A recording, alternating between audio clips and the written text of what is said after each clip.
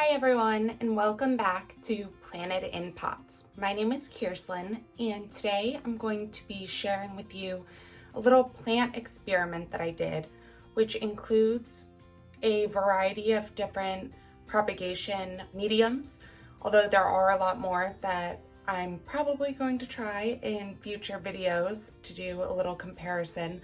But today we have cuttings either in soil, in sphagnum moss, or in water.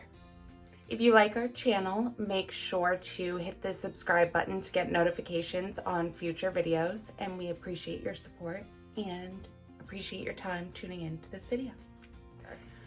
I kept all of the propagations in the same environment, so they were in my IKEA greenhouse and under grow light alternatives, which are 100-watt LED alternatives, at least 5000K, and they are daylight bulbs. I have those linked in Plantedinpots.com on the plant products page if you're interested in seeing what I use for my setup. So what I did to start this planty experiment is I took a plant like this Scindipsus, for example, and I would take 3 similar cuttings. To make sure that they had equal growth opportunity, I took either 3 end cuttings or 3 middle of the vine cuttings, just in case I didn't want that to alter the experiment at all. If you're interested in more of the process around propagating things like Philodendron or Monstera, I do have other videos on my channel that go into detail about how to do this. So what I'm going to do now is start taking them all out of the mediums that they're growing in and see which one grew the most roots and what they look like. One thing that I like to mention is when you're propagating in water, you should pay attention to the type of tap water that you have. If you notice that some of your plants struggle with your tap water, or you know that it's just not that great, I recommend using filtered water, and you should change the water every 3 to 5 days. The first plant that we're going to compare and see how the roots grew is the Scindipsus. So this is also known as a satin pothos. And I had one of these in a well-draining soil, one in a sphagnum moss, and then one in water. All 3 grew roots. The roots are very tender still, very young, so I'm not going to knock them off, or knock all the soil off rather, but you can see that one has a very large root growing and another few back here growing. That's the soil one. The one in sphagnum moss has just started to root. So he just has a little tiny root there. And the one in water also just started to root in a couple places. You can see there as well as down here, but definitely very small roots so far. So for that one in particular, it looks like the straight to soil method has worked best for that plant.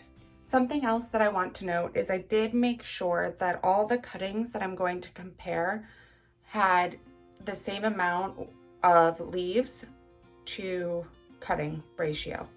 So I didn't want to give one a better chance with having more solar panels, because that's what the leaves are for photosynthesis, than another. So with that one, even with the same amount of leaves, the soil worked best. The next one that we're going to check out is the Hoya Macrophylla. And for this one, I did the same 3 methods. So I had one in sphagnum moss. I'm still taking it out. That's what I'm doing over here. One in soil and one in water. When you propagate in sphagnum moss, you do have to be very gentle about trying to get the moss off of the roots, especially with Hoyas because their roots are very delicate. So I'm just gently trying to pick out the moss from here so we can actually see what is roots and what is just moss stuck in here.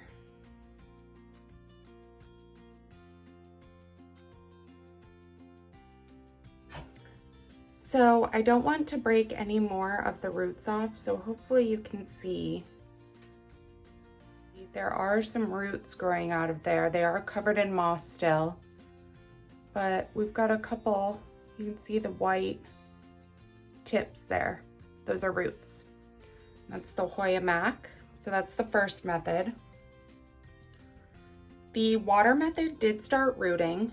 He has a couple of big roots there. You can see there's a little tiny one on that side. But that one definitely looks like it was a little slower, not too much. And then the soil method, the soil is still clinging to the roots as well, and I was trying not to break it. That one has a good amount of roots. So the soil method wins for that plant as well so far. The next plant that I propagated is the Philodendron Micans. This plant actually propagates really well, no matter what method you use. So this one's a little trickier than the others to see a definite winner. But the first method that we did was water. And this was just in regular water, nothing added. And I should probably mention that with any of these cuttings, I did not use any sort of rooting hormone or anything like that. They were all just straight in the media. This next one is the one from the Sphagnum moss. So you can see his roots aren't as long, but he's definitely got roots going on.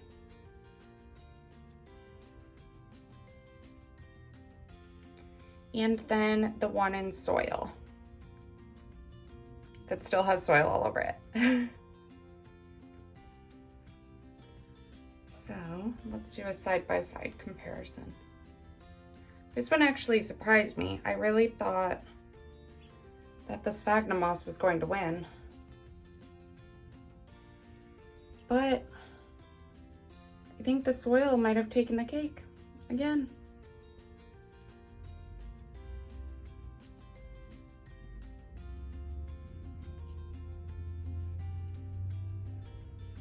The one in soil also has a new leaf coming out.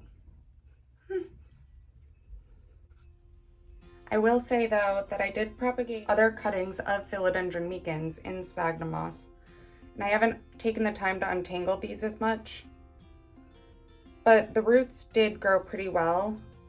These have been in there a little bit longer, so that method does work. It just doesn't work as quickly as the soil method, it looks like. The next plant that I propagated was the Philodendron Florida. It's just the green one. I don't know if that's just called a Philodendron Florida but this one seems to be a very slow rooter no matter what the method is. So this first one is the one in water. So you can see the node there, and he hasn't really done much. He is putting out a new leaf though. The next one was in Sphagnum moss. This one has a couple little roots growing out, as well as a new leaf. And the last one was in soil, and he has the same amount, maybe a little bit less growth as the one in Sphagnum moss, as well as a tiny little new leaf coming. And these were all end cuttings of my Philodendron Florida. The last thing that I propagated is actually a little bit different. So for my Philodendron Brazil cuttings, which were all end cuttings at the end of a vine, I put them all in water, but one is just water, just filtered water. One is filtered water with a little bit of fish fertilizer. One is just water with a little bit of seaweed and fish fertilizer. And then one is with a little bit of Dynagro. And when I say a little bit, I mean like a couple teeny tiny little drops in the water because I didn't want to burn them. I did change the water, but not every 3 days. It was probably more like once a week, and they're due for a water change, and let me show you why. This is one of them. It's like growing stuff, and it's green and gross. This is the Dynagro one.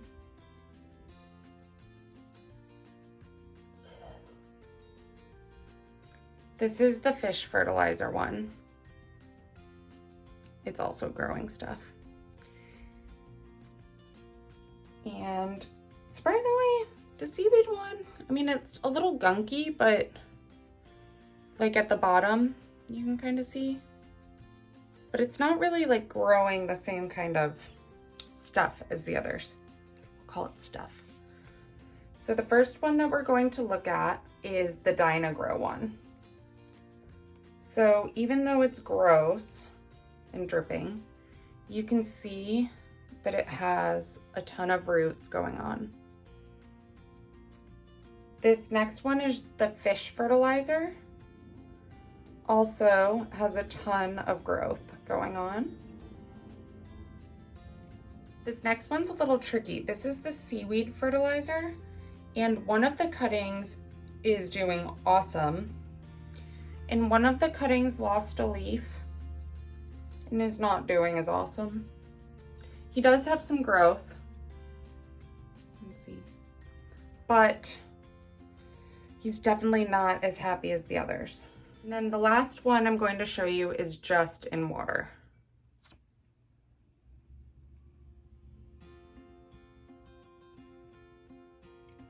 Something that I noticed is all of the growth seems to be very similar in how much that they grew. However, it does seem like the ones with fertilizer have thicker roots than the just water one. It could just be the stuff growing on the outside of it, but like, look at how healthy that root looks. Those roots look, compared to this one that was just in water where it's like stringy. I mean, maybe not much, but a little bit.